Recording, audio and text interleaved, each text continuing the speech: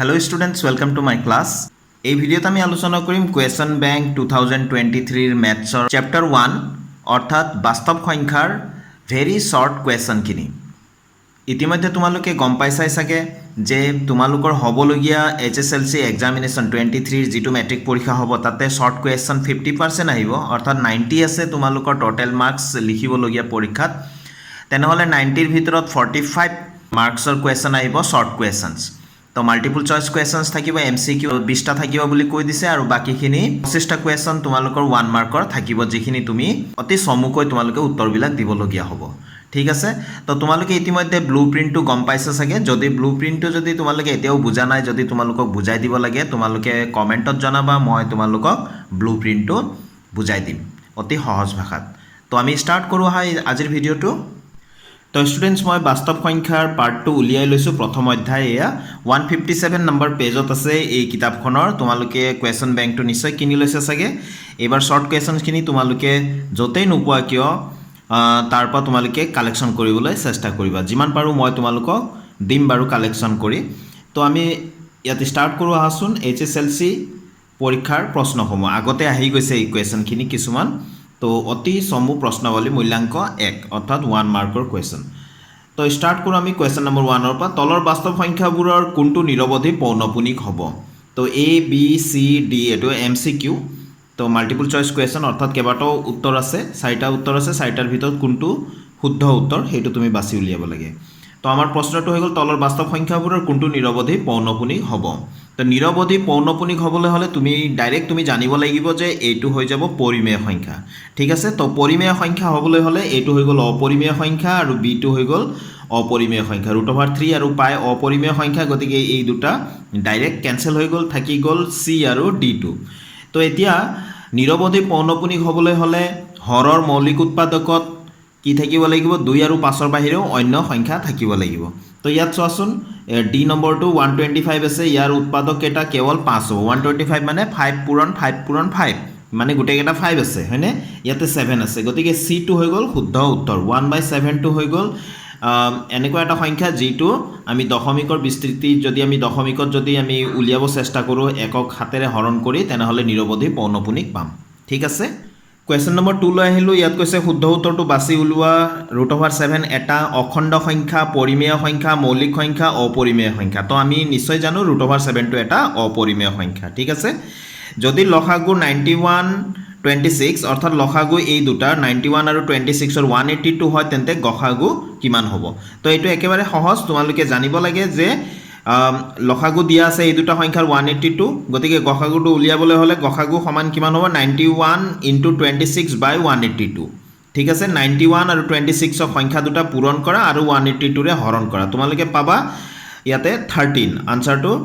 এই আনচাৰটো হ'ব শুদ্ধ। তোমালোকে পূৰণ কৰি চাবা 91 × 26 আৰু 182 তোমালোকে হৰত লিখিবা। 91ৰে 182ক দুবাৰ হৰণ যাব, 2ৰে 26ক 13 বাৰ আমি হৰণ কৰিব পাৰোঁ। তো এইটো হৈ গ'ল শুদ্ধ উত্তৰ 13। কুৱেশ্যন নম্বৰ 4ত দিয়া আছে ইউক্লিডৰ বিভাজন প্ৰমেয়িকা মতে দুটা ধনাত্মক অখণ্ড সংখ্যা A আৰু B দিয়া থাকিলে এনে দুটা অদ্বিতীয় অখণ্ড সংখ্যা Q আৰু R থাকিব যাতে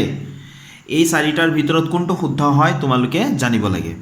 তো A = BQ + R এইটো গোটেইকেইটাতে দিয়া আছে। তো ইয়াতে A = BQ + R তো হয় এই C অপশ্যনটো চোৱাচোন, A = BQ + R য'ত 0 is less than equal R is less than B, এই অপশ্যনটো হৈ গ'ল শুদ্ধ অপশ্যন। তোমালোকে চাবা 0 is less than equal R হ'ব লাগিব, R2 less than B হ'ব লাগিব। এই অপশ্যনটো আমাৰ শুদ্ধ অপশ্যন। ভেৰি ইম্পৰ্টেণ্ট এইবিলাক কুৱেশ্যন আগতে যিহেতু আহিছে। এবাৰ ষ্টুডেণ্টছ আমি আহিলোঁ কুৱেশ্যন নম্বৰ 5ত। ইয়াত দি আছে আটাইতকৈ সৰু যিটো সংখ্যাৰে √27ক পূৰণ কৰিলে এটা পৰিমেয় সংখ্যা পোৱা যাব সেই সংখ্যাটো হ'ল, এই অপশ্যনটো দিয়া আছে √27, B অপশ্যনত দিয়া আছে 3√3, C অপশ্যনত দিয়া আছে √3 আৰু D অপশ্যনত দিয়া আছে 3। তো এই অপশ্যন কেইটাৰ ভিতৰত কোনটো শুদ্ধ হ'ব আমি সেইটো বাছি উলিয়াব লাগে। √27ক আমি √27ৰে পূৰণ কৰিলে এটা পৰিমেয় সংখ্যা পাম, বা যিকোনো এটা অপৰিমেয় সংখ্যা দিয়া থাকিলে সেই অপৰিমেয় সংখ্যাটোৰে তাক নিজকে পূৰণ কৰিলে আমি পৰিমেয় সংখ্যা পাম। কিন্তু ইয়াত প্ৰশ্নটো হৈ গ'ল আটাইতকৈ সৰু কি সংখ্যাৰে √27ক পূৰণ কৰিলে আমি পৰিমেয় সংখ্যা পাম। আমি চাওঁচোন বাৰু। এতিয়া চাবা ষ্টুডেণ্টছ √27 মানে √ৰ ভিতৰত 27 মানে 3 × 3 × 3 নহয় জানো তিনিটা তিনি পূৰণ কৰিলে আমি 27 পাওঁ গতিকে √ৰ ভিতৰত 3 × 3 × 3 লিখিলোঁ অৰ্থাৎ 3 আৰু 3 পূৰণ আমি দুটাক আমি একেলগে 3 স্কুৱেৰ বুলি লিখিব পাৰোঁ আৰু যাৰ স্কুৱেৰ আছে তাক আমি √ৰ বাহিৰত উলিয়াই আনিব পাৰোঁ অৰ্থাৎ এই বাহিৰলৈ ওলাই আহিলে এইটো থাকি গ'ল √3 এতিয়া থাকি গ'ল √27 মানে আচলতে 3√3 গতিকে এইটো হৈ গ'ল পৰিমেয় এইটো অপৰিমেয় অকমান আগতে কৈছিলোঁ মই অপৰিমেয় সংখ্যাক অপৰিমেয় সংখ্যাৰে পূৰণ কৰিলে আমি পৰিমেয় সংখ্যা পাই যাম গতিকে √3ক আমি √3ৰে পূৰণ কৰিলে আমি এই সংখ্যাটো কি হৈ যাব পৰিমেয় হ'ব কেনেকৈ চোৱাচোন এইটোতো 3 আছেই √3 মানে √3 স্কুৱেৰ হ'ব অৰ্থাৎ স্কুৱেৰ থাকিলে √টো কেনচেল হ'ব আমি 3 পালোঁ 3 3 = 9 9টো হৈ গ'ল পৰিমেয় সংখ্যা হয়নে গতিকে আমাৰ উত্তৰটো হ'ব √3 তো ষ্টুডেণ্টছ তোমালোকে নিশ্চয় গম পাই গ'লা এতিয়া কোনটো শুদ্ধ হ'ব সি অপশ্যনটো আমাৰ শুদ্ধ অপশ্যন হয়নে √3 এতিয়া কুৱেশ্যন নম্বৰ 6 লৈ আহিলোঁ 43/2⁴ × 5³ পৰিমেয় সংখ্যাটোৰ দশমিক প্ৰসাৰণৰ স্থানৰ পৰিসমাপ্তি হোৱা স্থানৰ সংখ্যা হ'ল এ অপশ্যনত 3 আছে বি 4 আছে চি 1 আছে ডি 5 আছে এনেকুৱা প্ৰশ্নৰ একেবাৰে সহজভাৱে মনত ৰাখিবলৈ হ'লে হৰত চাবা হৰৰ যিটো ঘাত আছে পাৱাৰ আছে সূচককেইটাৰ ভিতৰত যিটো হাইয়েষ্ট পাৱাৰ হ'ব সেইটোৱে হ'ব শুদ্ধ উত্তৰ তো ইয়াতে 4 আছে হাইয়েষ্ট হয়নে গতিকে বি অপশ্যনটো শুদ্ধ কিন্তু আগতে আমি চাই ল'ব লাগিব ওপৰৰ মানে লব আৰু হৰৰ কটাকটি যায় নেকি অৰ্থাৎ সহমৌলিক হয়নে নহয় সেইটো চেক কৰি ল'ব লাগিব যদি যায় আমি কটাকটি কৰি ল'ম তাৰপিছত আমি পাৱাৰ কেইটা চাম ঠিক আছে তো ইয়াততো 43টো মৌলিক সংখ্যা হয় গতিকে তলৰ পৰা যিকোনো সংখ্যাৰে ওপৰতো হৰণ যোৱাৰ প্ৰশ্নই নাই গতিকে আমাৰ ইয়াত হাইয়েষ্ট পাৱাৰটো হৈ গ'ল 4 হাইয়েষ্ট পাৱাৰটো হৈ গ'ল আমাৰ উত্তৰ অৰ্থাৎ বি অপশ্যনটো শুদ্ধ অপশ্যন ঠিক আছে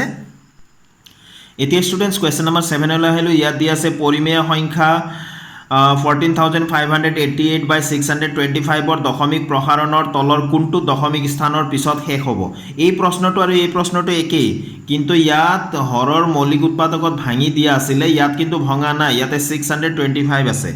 625 মানে আমি যদি সৰু সৰুকৈ যদি ভাঙি দিওঁ 5 আমি 4টা পূৰণ কৰিলে 625 পাওঁ অৰ্থাৎ 625 = 5⁴ হয়নে 625 মানে কিমান 5⁴ তো যেহেতু পাৱাৰ 4 হ'ল গতিকে উত্তৰটো ইয়াতো কি হ'ব 4 হ'ব সি অপশ্যনটো ইয়াতো শুদ্ধ হ'ব ঠিক আছে এতিয়া ষ্টুডেণ্টছ কুৱেশ্যন নম্বৰ 8 লৈ আহিলোঁ ইয়াত দিয়া আছে তলৰ কোনটো পৰিমেয় সংখ্যা তো এতিয়া পৰিমেয় সংখ্যা কোনটো চাবলৈ হ'লে এইটো √2/√3 এইটোতো অপৰিমেয় সংখ্যা হ'ল √2/π তো এইটো আমাৰ অপৰিমেয় সংখ্যা হৈ গ'ল √5/√6 এইটো অপৰিমেয় সংখ্যা হৈ গ'ল d2 হৈ গ'ল √3/√27 এইটো হৈ গ'ল আমাৰ শুদ্ধ অপশ্যন এইটো হৈ গ'ল পৰিমেয় সংখ্যা কিয় পৰিমেয় সংখ্যা হয় এ ষ্টুডেণ্টছ চোৱাচোন √3/√27 তো √27ক আমি 3√3 লিখিব পাৰোঁ কেনেকৈ লিখিব পাৰোঁ অকণমান আগতে দেখাইছিলোঁ √27 মানে 27ক আমি √ৰ ভিতৰত 3 × 3 × 3 লিখিব পাৰোঁ হয়নে 3 3 × 9 9 3 × 27 গতিকে ইয়াৰ পৰা 3 3 3 স্কুৱেৰ হৈ গ'লে তিনি দুটাক আমি স্কুৱেৰত লিখিব পাৰোঁ স্কুৱেৰ আছে যিহেতু বাহিৰত ওলাই আহিলে 3√3 অৰ্থাৎ √27 মানে 3√3 আমি লিখিব পাৰোঁ গতিকে ইয়াত √3 যদি কাটি দিওঁ এবাৰ কটা যাব তো 1/3 আহি গ'ল হয়নে 1/3টো এটা পৰিমেয় সংখ্যা তো তোমালোকে নিশ্চয় বুজি পালা শুদ্ধ অপশ্যনটো হৈ গ'ল আমাৰ ডি √3/√27 যিটো নেকি পৰিমেয় সংখ্যা পোৱা যাব এতিয়া ষ্টুডেণ্টছ আমি কুৱেশ্যন নম্বৰ 9 লৈ আহিলোঁ ইয়াত দিয়া আছে তলৰ কোনটো নিৰৱধি পৌনঃপুনিক দশমিক অপশ্যন আছে এ 3/8 বি মানে 7/80 চি আছে 64/455 ডি আছে 124/625 তো নিৰৱধি পৌনঃপুনিক হ'বলৈ হ'লে পৰিমেয় সংখ্যা হ'ব লাগিব গতিকে এই গোটেইকেইটা পৰিমেয় সংখ্যাই দিয়া আছে পৰিমেয় সংখ্যাৰ দুটা দশমিক বিস্তৃতি থাকিব দুই ধৰণৰ এটা হৈ গ'ল পৰিসমাপ্তি দশমিক বিস্তৃতি আৰু এটা হৈ গ'ল নিৰৱধি পৌনঃপুনিক দশমিক বিস্তৃতি ঠিক আছে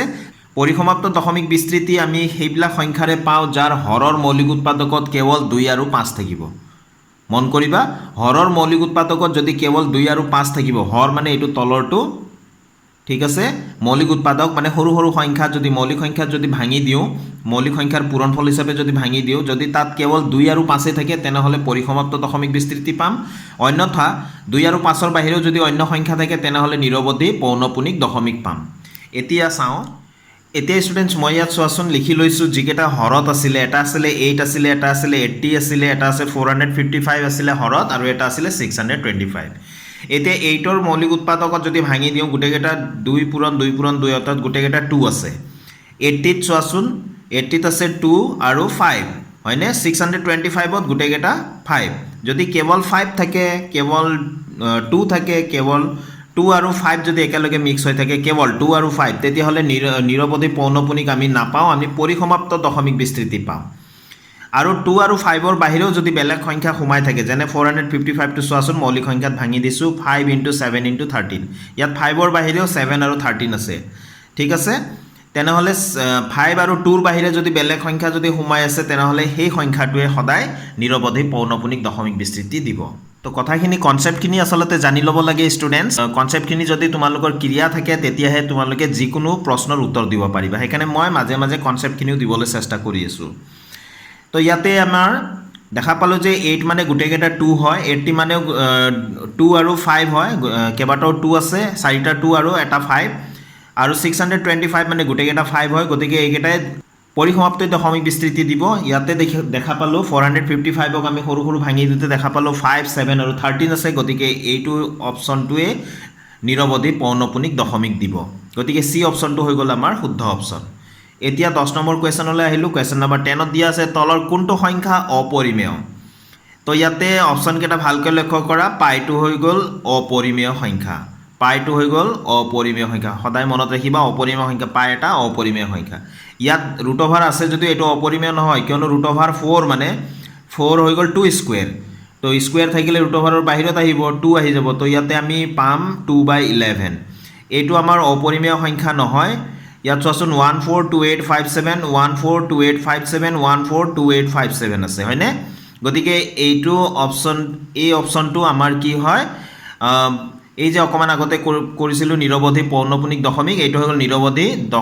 নিৰৱধি পৌনঃপুনিক দশমিক গতিকে এইটো এটা পৰিমেয় সংখ্যা 22/7 পাইৰ মান 22/7 ব্যৱহাৰ কৰা যায় যদিও পাই এটা অপৰিমেয় সংখ্যা কিন্তু 22/7 টো হৈ গ'ল পৰিমেয় সংখ্যা যেহেতু 22/7 টো পাইৰ সম্পূৰ্ণ মান নহয় অংক কৰিবৰ কাৰণেহে ব্যৱহাৰ কৰা যায় আসন্ন মানহে হয় গতিকে এইটো 22/7 p/q আকাৰত আছে গতিকে এইটো এটা পৰিমেয় সংখ্যা এইটো এটা পৰিমেয় সংখ্যা গতিকে পাইটো হৈ গ'ল আমাৰ শুদ্ধ অপচন গতিকে পাইটো হৈ গ'ল আমাৰ অপৰিমেয় সংখ্যা সি অপচনটো আমাৰ শুদ্ধ অপচন এতিয়া আকৌ কোৱেশ্যন নম্বৰ 11 ত দিয়া আছে 135 আৰু 225 ৰ গসাউ হ'ল এতিয়া গসাউ উলিয়াবলৈ হলে আমি এনেকৈ কৰি ল'ব লাগিব চোৱাচোন আমি দুইটা যেহেতু 5 অংকৰে শেষ হৈছে সংখ্যা দুটা গতিকে আমি 5 এৰে হৰণ কৰিব পাৰো ইয়াতে 5 2 * 10 5 7 * 35 এইটোক আমি হৰণ কৰিম 5 4 * 20 5 5 * 25 আকৌ আমি ইয়াক এই দুটা সংখ্যাকে আমি 3 ৰে হৰণ কৰিব পাৰো 3 ৰে 3 9 * 27 আৰু ইয়া 3 1 * 3 3 5 * 15 আকৌ 3 ৰে হৰণ যায় চোৱাচোন 3 3 * 9 3 5 * 15 তো আমি লসাগু উলিয়াবলৈ হলে ফাৰ্ষ্টৰ পৰা লাষ্টলৈকে গোটেইকেইটা সংখ্যা আমি পূৰণ কৰিম কিন্তু আমি উলিয়াব লাগে গসাউ কৰিবলৈ হলে এই যে 5 এৰে দুইটাকে হৰণ কৰিব পাৰিছো 3 ৰেও দুইটাকে হৰণ কৰিব পাৰিছো এই 3 ৰেও দুইটাকে হৰণ কৰিব পাৰিছো গতিকে আমি এইখিনিহে আমি লম গসাগু লওঁতে গতিকে 5 3 * 15 3 × 45 45 টো হৈ গ'ল আমাৰ শুদ্ধ উত্তৰ তেনেহলে ষ্টুডেন্ট সি অপচনটো হৈ গ'ল আমাৰ শুদ্ধ অপচন এই দুটা সংখ্যাৰ গসাউ 45 এতিয়া আছে কোৱেশ্যন নম্বৰ 12 ত এটা ঘণ্টা 18 সেকেন্ড আৰু আন এটা ঘণ্টা 60 সেকেন্ডৰ অন্তৰালত বাজে কোনো এক সময়ত দুইটা ঘণ্টা একেলগে বাজিলে তেন্তে তাৰ কিমান সেকেন্ড পাছত ঘণ্টা দুটা পুনৰ একেলগে বাজিব এই প্ৰশ্নটোৰ শুদ্ধ উত্তৰ পাবলৈ হলে 18 আৰু 60 লসাগু উলিয়াই দিলে আমি শুদ্ধ উত্তৰটো পাই যাম তো ষ্টুডেন্টস লৈ ললো 18 আৰু 60 আমি 3 ৰে হৰণ কৰিব পাৰো হয়নে তো 3 6 * 18 3 6 * 18 3 2 * 6 3 20 মানে 60 হৈ গ'ল আকৌ আমি 2 ৰে ডিভাইড কৰিব পাৰো 2 3 * 6 2 10 * 20 গতিকে ষ্টুডেন্টস আমাৰ লসাগু হৈ গ'ব ওপৰৰ পৰা তললৈ গোটেইকেইটা সংখ্যা আমি পূৰণ কৰি দিম কি আছে 3 * 2 * 3 * 10 তো 3 3 * 9 2 * 18 18 আৰু 10 * 180 ইমান সেকেন্ড পিছত তো ষ্টুডেন্টস আমাৰ এই কোৱেশ্যনটোৰ 18 আৰু 60 লসাগু উলিয়াই চাবা তোমালোকে কিমান পাবা 180 পাবা গতিকে ডি অপচনটো হৈ গ'ল আমাৰ শুদ্ধ অপচন ঠিক আছে তাৰ পিছত বি ক্যাটাগৰীত আছে সমূহ প্ৰশ্নাৱলী মূল্যাংক 2 আৰু 3 গতিকে মূল্যাংক 2 আৰু 3 এইখিনি আমি পিছত কৰিম ভেৰি শৰ্ট কোৱেশ্যনৰ আনসাৰ কেইটাহে কৰিম ইয়াৰ পিছত চোৱা HSLC পৰীক্ষাৰ সম্ভাৱ্য প্ৰশ্নসমূহ দিয়া আছে মূল্যাংক 1 এইখিনি আমি কৰোঁ ঠিক আছে তো ইয়াত প্ৰথম কোৱেশ্যনটো আছে প্ৰমেয়িকা কি লেম্মা মানে কি তো ইয়াৰ উত্তৰটো মই কিতাপতে দেখাই দি আছোঁ ষ্টুডেণ্টছ তোমালোকৰ কিতাপৰ 27 নম্বৰ পেজত চাবা আমি উত্তৰটো এই ধৰণে লিখিম প্ৰমেয়িকা হ'ল এটা প্ৰমাণিত বিবৃতি যাক অইন বিবৃতি এটা প্ৰমাণ কৰাৰ বাবে ব্যৱহাৰ কৰা হয় তো এইখিনি লিখিলে আমাৰ উত্তৰটো হৈ যায় নেক্সট কুৱেশ্যনটো আছে ষ্টুডেণ্টছ কলন বিধি কি এলগৰিথম কি ইয়াৰ উত্তৰটো মই কিতাপতে দেখাই দিছোঁ একেটা পেজ অৰ্থাৎ 27 নম্বৰ পেজতে আছে চোৱাচোন উত্তৰটো আমি এই ধৰণে লিখিম কিছুমান সুসজ্জিত ক্ষেপৰ অৰ্থাৎ স্তৰৰ এটা শ্ৰেণীয়েই এটা কলন বিধি এলগৰিথম যিয়ে কোনো এক বিশেষ ধৰণৰ সমস্যা সমাধানৰ বাবে এটা প্ৰণালী আগবঢ়ায় তাৰ পিছৰ প্ৰশ্নটো আছে চোৱা বিভাজন প্ৰমেয়িকা সূত্ৰটো লিখা তো এই প্ৰশ্নটোৰ উত্তৰটো আমি একেটা পেজতে পাম 27 নম্বৰ পেজত ইউক্লিডৰ বিভাজন প্ৰমেয়িকা এইটো লিখি দিলেই হৈ গ'ল আমাৰ ইয়াতে লিখিম আমি দুটা যোগাত্মক অখণ্ড সংখ্যা a আৰু b দিয়া থাকিলে এনে দুটা অদ্বিতীয় সংখ্যা q আৰু r থাকিব যাতে a = bq + r মনত ৰাখিব লগা কথাটো হৈ গ'ল এইটো 0 = r > b এইটো হৈ গ'ল আমাৰ বিভাজন প্ৰমেয়িকা সূত্ৰটো ঠিক আছে তাৰ পিছৰ প্ৰশ্নটো হৈ গ'ল চোৱা পাটিগণিতৰ মৌলিক উপপাদ্যটো লিখা তোমালোকৰ কিতাপৰ 34 পেজত চোৱা পাটিগণিতৰ মৌলিক উপপাদ্য লিখা আছে একেবাৰে সহজ মনত ৰাখিবলৈ প্ৰত্যেক যৌগিক সংখ্যাকেই মৌলিক সংখ্যাৰ গুণফল হিচাপে প্ৰকাশ কৰিব পাৰি আৰু মৌলিক উৎপাদকবোৰ প্ৰকাশ পোৱা ক্ৰমৰ বাহিৰে এই উৎপাদকীকৰণ অদ্বিতীয় এইটো হৈ গ'ল পাটিগণিতৰ মৌলিক উপপাদ্য তাৰ পিছত ষ্টুডেণ্টছ 5 নম্বৰ কুৱেশ্যনলৈ আহিলোঁ ইয়াতে এটা মৌলিক সংখ্যাৰ মুঠ উৎপাদকৰ সংখ্যা কিমানটা সদায় মনত ৰাখিবা এটা মৌলিক সংখ্যাৰ মুঠ উৎপাদকৰ সংখ্যা হ'ল মাত্ৰ দুটা এটা হৈ গ'ল 1 আনটো হৈ গ'ল নিজে সংখ্যাটো নেক্সট কুৱেশ্যনলৈ আহিলোঁ যদি p আৰু q দুটা মৌলিক সংখ্যা তেন্তে সিহঁতৰ গসাউ কি হ'ব চাবা দুটা যদি মৌলিক সংখ্যা হয় দুইটা সংখ্যাই যদি মৌলিক সংখ্যা হয় বা সহমৌলিকো যদি হয় তেন্তে সিহঁতৰ গসাউ সদায় 1 হ'ব তো ইয়াৰ আনসাৰটো কিমান হ'ব 1 ঠিক আছে তো ওপৰৰ এটা মৌলিক সংখ্যাৰ মুঠ উৎপাদকৰ সংখ্যা কিমানটা দুটা 1 আৰু সংখ্যাটো নিজে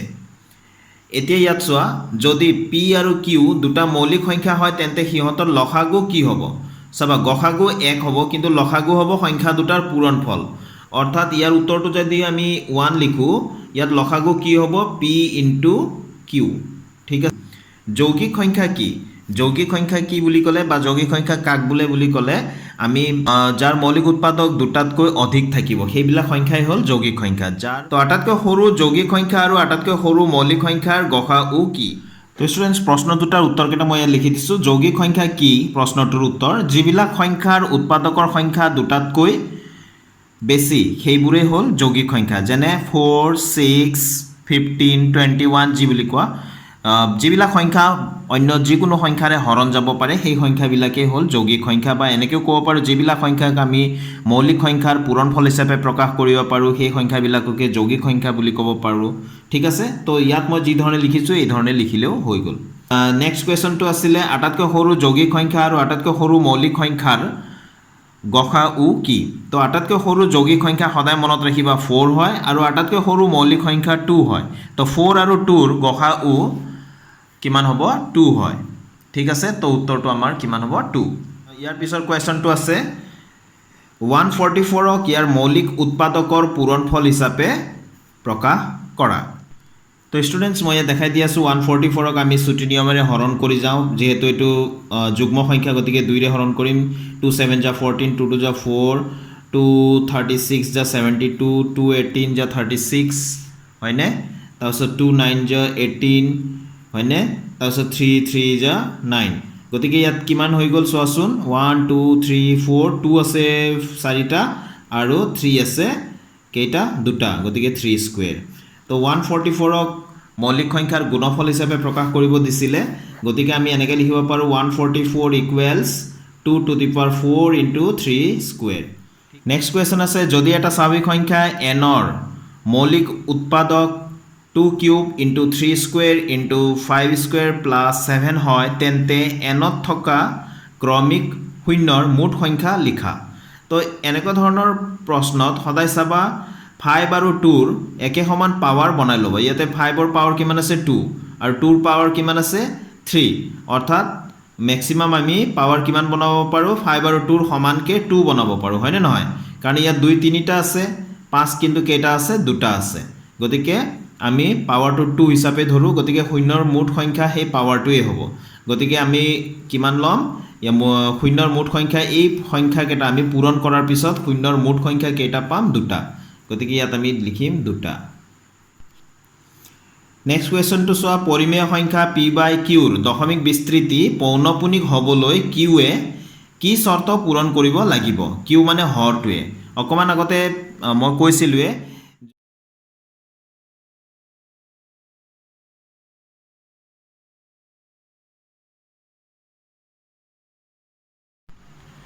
নেক্সট কুৱেশ্যনটোত আছে তলৰ উৎপাদক বৃক্ষডাল সম্পূৰ্ণ কৰা তলৰ পৰা আমি চাই যাম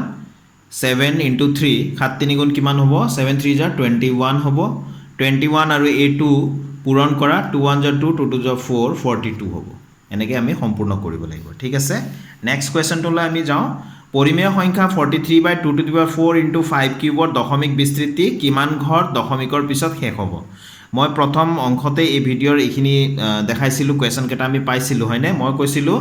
যে 2 আৰু 5ৰ ভিতৰত যাৰ পাৱাৰ হাইয়েষ্ট যিটো পাৱাৰ আছে সেইটোৱে হ'ব উত্তৰ গতিকে ইয়াতে 4 আছে হয়নে এইটো 3 এইটো 4 গতিকে উত্তৰটো হ'ব কিমান ঘৰ দশমিকৰ পিছত শেষ হ'ব আছে প্ৰশ্নটো গতিকে আমি 4 ঘৰ দশমিকৰ পিছত শেষ হ'ব মই উত্তৰটো 4 বুলি লিখি থৈ দিছোঁ ঠিক আছে তো এতিয়া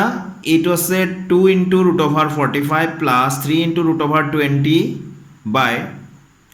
2 × √5 ক সৰল কৰাৰ পিছত ই পৰিমেয় বা অপৰিমেয় কি সংখ্যা হ'ব লিখা তো ষ্টুডেণ্টছ প্ৰশ্নটো আমাৰ এইটো আছিলে হয়নে ইয়াতে √45 আছে 2 × √45 গতিকে 2 × এইটো 3² × 5 লিখিছোঁ কিয় 3² মানে 9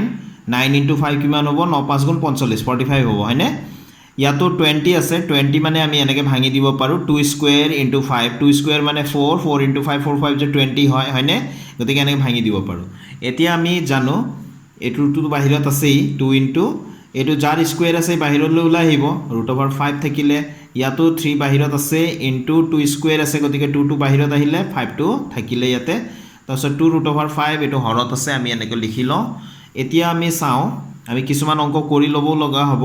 গতিকে 6 √5 প্লাছ ইয়াতো 3 2 6 √5 আৰু 2/√5 টোতো আছেই এতিয়া 6টা √5 6টা √5 6 √5 6 √5 কিমান হ'ব 12 √5 বাই 2 √5 আছেই হয়নে তো √5 কটা গ'ল 2ৰে ইয়াক আমি হৰণ কৰিলোঁ 6 পালোঁ আনচাৰটো আমি 6 পালোঁ গোটা সংখ্যা মানে সদায় এটা পৰিমেয় সংখ্যা ঠিক আছে তো আমি কি পালোঁ উত্তৰটো এটা পৰিমেয় সংখ্যা পালোঁ তো ষ্টুডেণ্টছ আজিৰ ভিডিঅ'টো মই ইয়াতে সামৰিম আশা কৰোঁ আজি কৰাই দিয়া